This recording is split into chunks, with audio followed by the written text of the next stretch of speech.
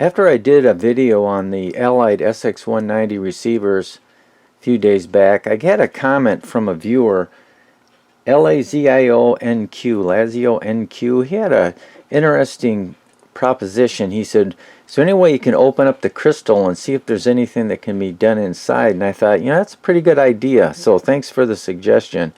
So what I'm going to do an autopsy on that crystal. I'm going to try to open it up and we'll take a look inside and see if there's anything we can do. Probably not, but it'd be an interesting experiment just to open it up and take a look inside of it. So I'm going to do that in this video, so stand by. I put a crystal socket here in place of the 453.5 kilohertz crystal, and that's the crystal that's acting up here. And this SX190, this is the one that's got the thermal problem. Well, here's a 455 kilohertz crystal, which is close in frequency, but I'm going to plug that in. Now that's going to throw off, it's off a little bit, but as you can see,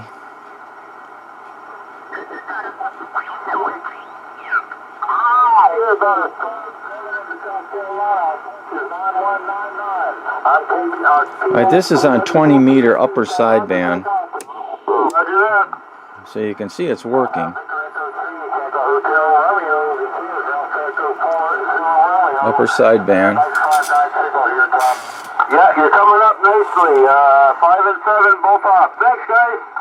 So this is the crystal we got the problem with.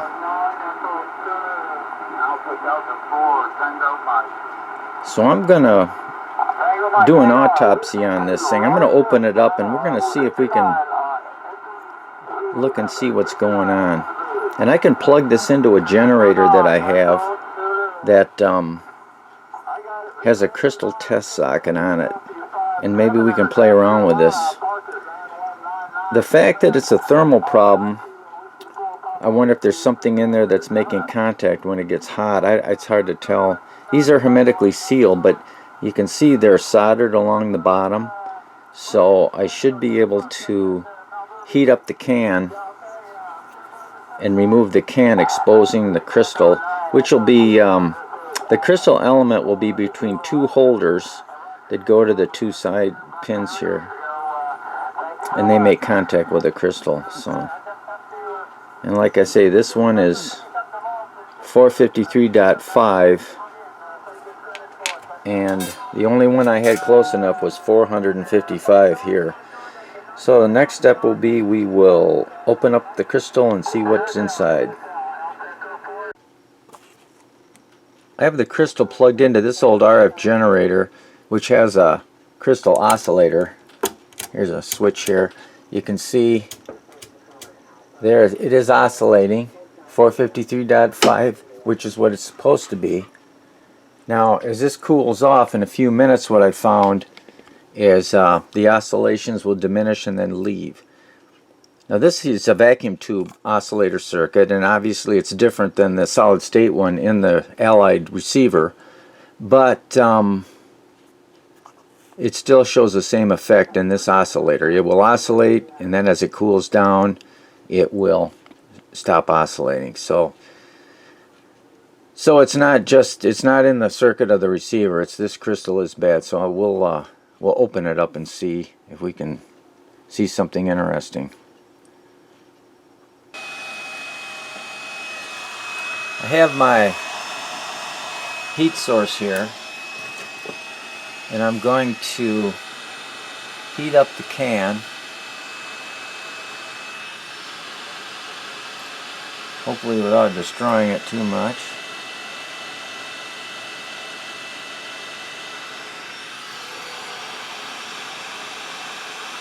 I'm sure that'll sink some of the heat away into the can itself, but if I can get warm enough,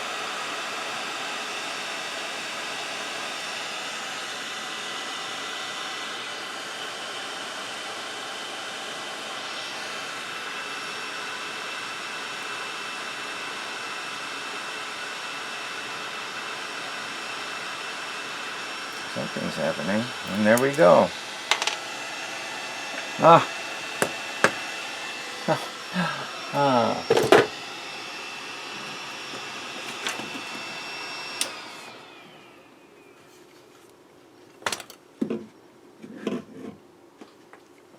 Is that the crystal? Must be.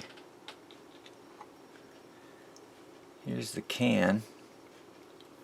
You can see it's got a insulated paper inside.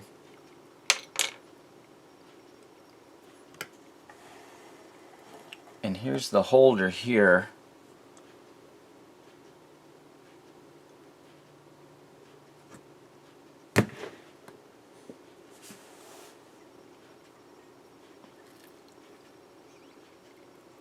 That little piece there, part of the holder. I wonder. Well, look at that.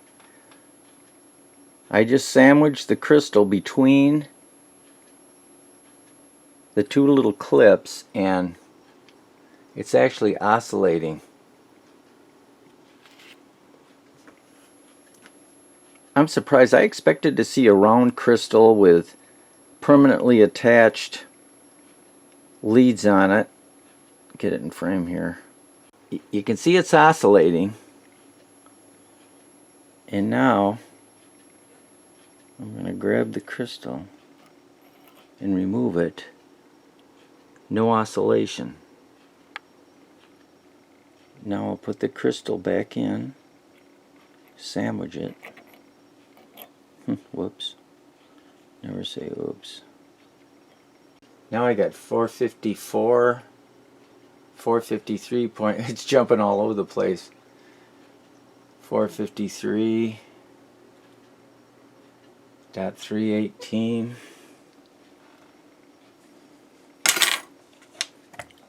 There again, here's the cap. You can see the frequency here. 453.5. And right now I'm showing 454, 455, 453.8. It's jumping all over the place. Interesting. See if I can carefully put it back in the holder.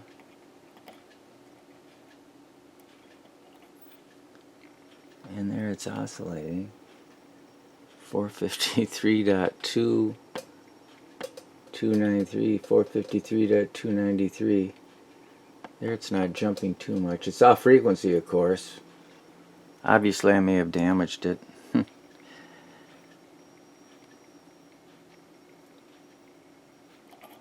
Anyway, that is the crystal, believe it or not.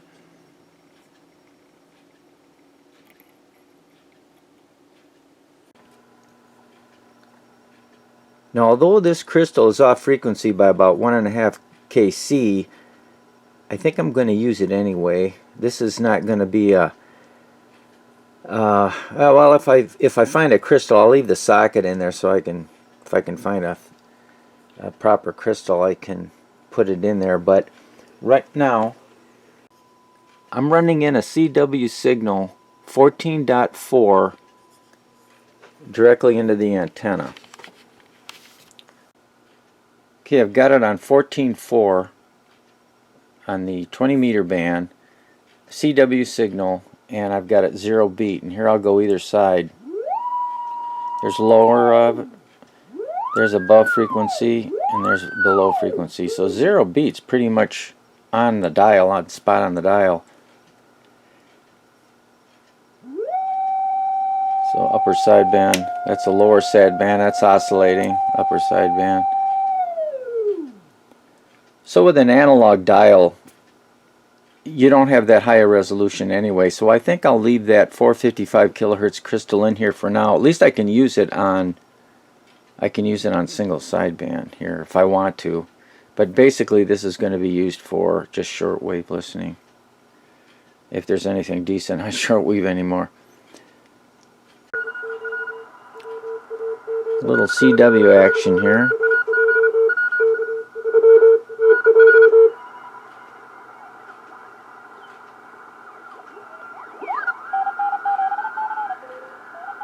That guy's moving.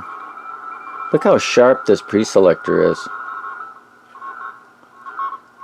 When you tune this thing, you really have to ride that pre-selector. If you get very far off of your dial frequency here, the pre-selector, which you can see here, is pretty sharp.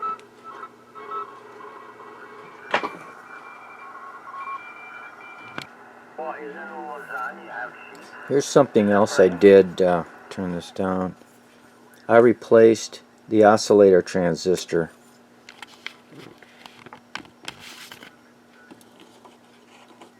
Here's the original. This is a 2SC372. This had a beta that was fairly low. I think it was about 60. I measured it. So I put it in a 2N2222. It's a lot better transistor, a lot hotter, higher beta. The beta was like 160. So I thought maybe that would help that crystal oscillate, but it didn't. And all the other components are good in the circuit. So anyway, this is the original transistor.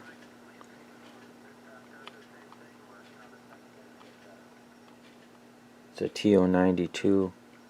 I love the 2N2222s. I got bags of those things. That's, I think, if you got a bag of 2N2222s and a bunch of 2N3055s, you can fix most anything.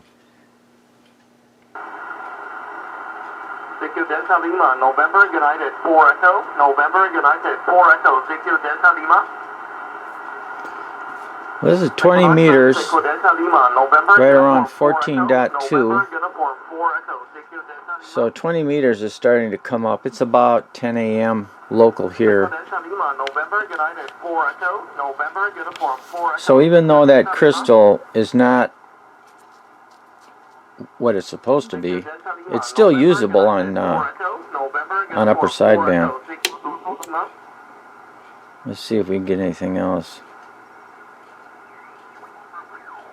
Yeah, there's no band spread on here, so you got to be kind of fine.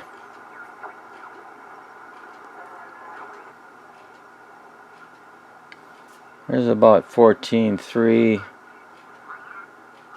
3.5, somewhere around there. Yeah, Roger, Roger.